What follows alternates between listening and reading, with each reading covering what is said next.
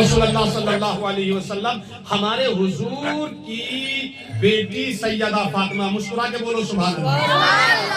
क्या नाम है हमारे हुजूर की प्यारी बेटी का नाम? बोलो ना भाई, सैयदा फातिमा, ये छोटी बेटी थी। सुनो, आज एक बेटी की शादी में बाप कितना खुश है कि वो अल्लाह और उसके रसूल का जिक्र करवा रहा है। हमारे हुजूर भी अपनी बेटी को इतना मानते थे कि जब हमारे हुजूर की बेटी सामने आती ना, या हमारे हुजूर को पता चल जाता कि बेटी आ रही है, तो हमारे हुजूर अपनी बेटी सैयदा फातिमा के इस्तेकबाल के लिए, वेलकम के लिए खड़े हो जाते। देखो कितनी बड़ी बात बता रहा हूं, इसलिए खुश होकर जोर से बोलो सुभान अल्लाह। बताओ, जिस नबी के लिए दुनिया खड़ी होती है, वो नबी अपनी बेटी के इस्तेकबाल के लिए क्या हो जाते थे? और सिर्फ खड़े नहीं होते थे, आगे बढ़ते थे, और आगे बढ़ के अपनी बेटी का हाथ पकड़ते थे, और हाथ पकड़कर पेशानी को बोसा देते थे, और हाथ पकड़ के लाके अपनी मसनद पर बैठाते थे। बोलो सुभान अल्लाह।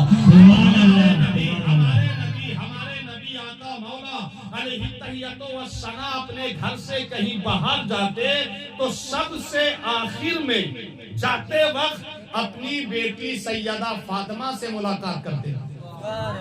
सुभान अल्लाह। और जब बाहर से घर आते थे तो सबसे पहले मुलाकात अपनी बेटी से करते थे, और जब बाहर से मेरे नबी घर आते तो अपनी बेटी के लिए कोई ना कोई तोहफा जरूर लाते थे, गिफ्ट जरूर लाते थे। ऐ मेरी बस्ती के सुन्नी मुसलमानों, ऐ मेरे मोहल्ला के प्यारे मुसलमानों, ऐ मेरे रिश्तेदारों, अजीजों, अकारीब, तवज्जो से सुनो और समझो कि बेटी की इज्जत कैसे की जाती है।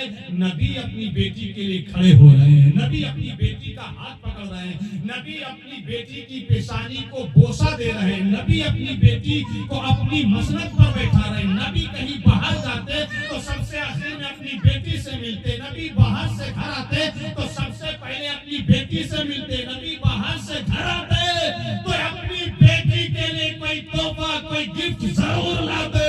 आज से इरादा कर लो कि हम भी अपनी बेटी की इज्जत खड़े होके करेंगे, हम भी अपनी बेटी का इज्जत हाथ पकड़ के करेंगे, हम भी अपनी बेटी को ऊंची जगह पे बैठा के करेंगे, हम भी बाहर जाएंगे तो सबसे आखिर में बेटी से मिलेंगे, हम भी बाहर से आएंगे तो सबसे पहले बेटी से मिलेंगे, हम भी बाहर जाएंगे तो सब अपनी बेटी के लिए जरूर कोई तोहफा लेके आएंगे। इरादा कर लिए तुम लोग सब? तो जोर से बोलो इंशाअल्लाह।